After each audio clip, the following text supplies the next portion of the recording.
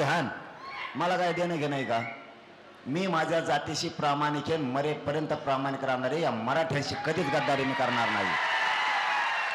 तुला काय ट्रॅप रचायचं तर रच म्हणा.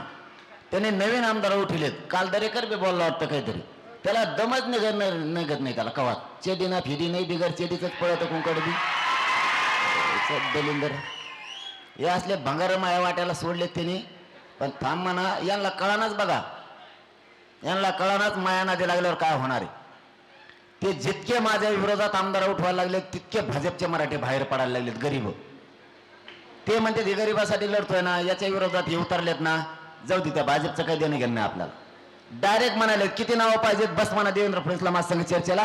नावं लेखा 4 महिने तो त्याच्यातच जाते, नुसते नावं लिहिण्यात.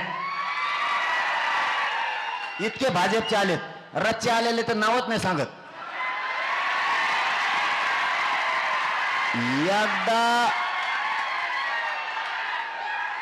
एकदा जर मीडिया गेली ना तर तिथून पुढे भाजपचे इतके लोक आलेत, इतके आलेत ना. मी काही गोष्टीचे संकेत पाळतो म्हणूनच सरकारला काही कळाना. मी सांगत तर नसतो, कारण ते कशासाठी माझ्याकडे आलेत तुम्हाला माहित नाही. ते यासाठी माझ्याकडे आलेत की त्यांच्या हातात 3 जण आहेत. इकडून 3 आणि तिकडून 3 उमेदवार द्यायचा एक. ते राहिलेले 2 म्हणतात आम्ही काय करावं. म्हणलं मला काय तू काय करणार आहे. किंवा म्हणतो राव मी 5 वर्ष फ्लॅटिकला एक तयारी केली ना, आता हे दुसऱ्याला तिकीट द्यायला लागलेत, मी काय करू. म्हणलं मला काय माहिती तुला काय करायचं. ते म्हणतात मग जाऊ द्या, तुमचा जीव असेल ते निवडून देऊ, पाडून टाकू आम्ही त्याला.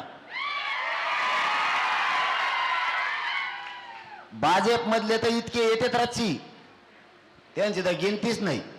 मी रातभर जागा असतो, खोटं बोलत नाही. मला ते झोपूनच देत नाहीत. आले की गोदडी धरून उडी दे माई.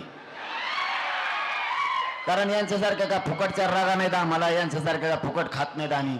आमच्या बापाच्या कष्टाचा खातो आम्ही. चटणी भाकरी खातो पण बापाच्या कष्टाचं खातो. हे जे फुकट माझ्या विरोधात बोलतात ना आमदार भाजपचे, हे मराठ्यांच्या पैशावर पोसलेली अवलादी. हे मराठ्यांचे पैसे या महाराष्ट्रातल्या जनतेच्या पैशावर पोसलेत आणि आज मराठ्यांना विरोध करायला लागलेत. का? त्यांचं म्हणणं आहे देवेंद्र फडणवीसला टार्गेट केलंय आणि मी जर त्याला टार्गेट करायचं बंद केलं तर मग यांना गोड लागतं. कसलाही आमदार असू द्या, कितीही नालायक, तो स्वतःच्या जातीकडून बोलणार.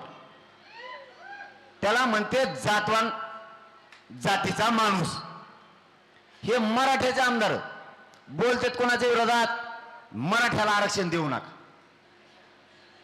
दुसरा प्रश्न काय यांचा? आता दुश्मनी किती घ्यायची आणि मी आल्यापासून दुश्मनी का? हे तर 150-200 वर्षापासून लफडं सुरू आहे या दुश्मनीचं. तिसरं यांचं काय आहे? त्या महाविकास आघाडीकडून लिहून आणा. आणि तुम्ही काय राहता? तुम्ही लिहून द्या ना. बरं लिहून द्यायची गरज काय? मराठ्यांचं आरक्षण येते तुम्ही द्या ना. ते देतच नाहीत, फक्त बहाणे करायचे.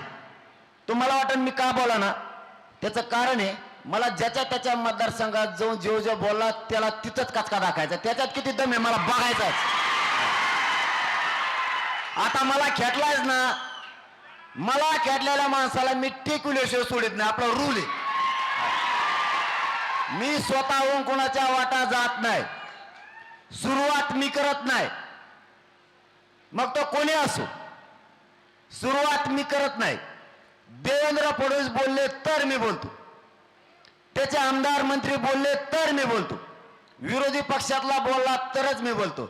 जर बोलला नाही मी बोलत नाही. तुम्ही माझ्या मराठ्यांना आरक्षणाला विरोध करायला